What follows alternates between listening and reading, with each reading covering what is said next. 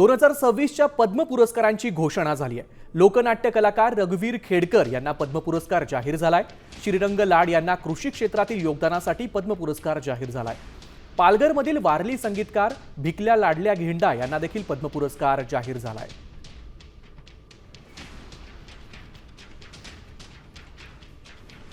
Doctor अर्बिडा Fernandes आशियातील पहिली human milk bank त्यांनी स्थापन केली। त्यांना 2026 साठीचा पद्म पुरस्कार जाहीर झालाय।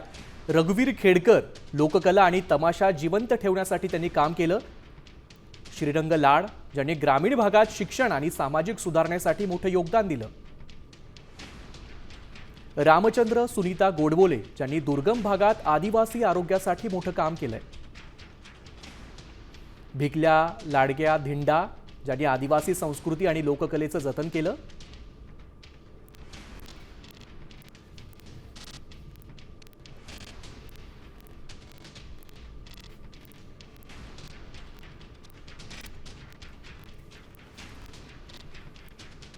आपल्यासोबत आहेत रघुवीर खेडकर ज्यांना पद्म पुरस्कार जाहीर झालाय। सर, तुमचं खूप खूप अभिनंदन या पद्म पुरस्कारासाठी। काय भावना आहेत आता सध्या तुमच्या मनात?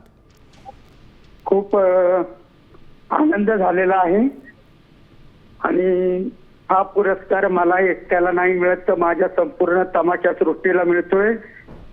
कारण गेली 150 वर्ष तमाशा सृष्टी झगडत आहे, कष्ट करत आहे, संघर्ष करत आहे आणि मी 53 वर्ष संघर्षाचं जीवन जगलोय। तर मला खूप आनंद झालेला आहे। हा पुरस्कार मला प्राप्त झालाय आणि मी कृतकृत्य झालेलो आहे। आतापर्यंत तुम्ही म्हणाला तसं 53 वर्ष तुम्ही यासाठी संघर्ष केलाय, त्यानंतर तुम्हाला हा पद्म पुरस्कार प्राप्त झालाय आणि याबद्दल त्यांचे तुमचं खूप मनापासून अभिनंदन। धन्यवाद।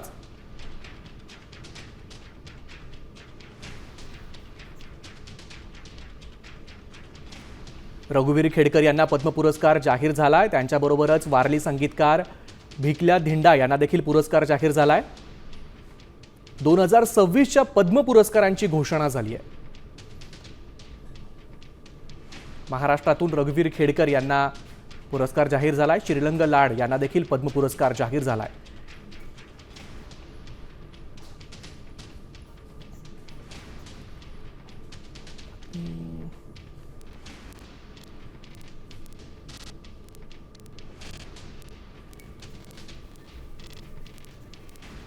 रघुवीर खेडकर यांना पद्म पुरस्कार जाहीर झालाय। त्यांच्याबरोबरच वारली संगीतकार भिकल्या धिंडा यांना देखील पुरस्कार जाहीर झालाय। 2026च्या पद्म पुरस्कारांची घोषणा झाल्याचं आपण बघतोय। लोकनाट्य कलाकार रघुवीर खेडकर यांना पद्म पुरस्कार जाहीर झालाय। श्रीरंग लाड यांना देखील कृषी क्षेत्रातील योगदानासाठी पद्म पुरस्कार जाहीर झालाय। रघुवीर खेडकर ज्यांनी लोककलासाठी तमाशा क्षेत्रात यामध्ये मोठं योगदान दिलंय। श्रीरंग लाड ज्यांनी ग्रामीण भागात शिक्षण आणि सामाजिक सुधारणेसाठी योगदान दिलंय।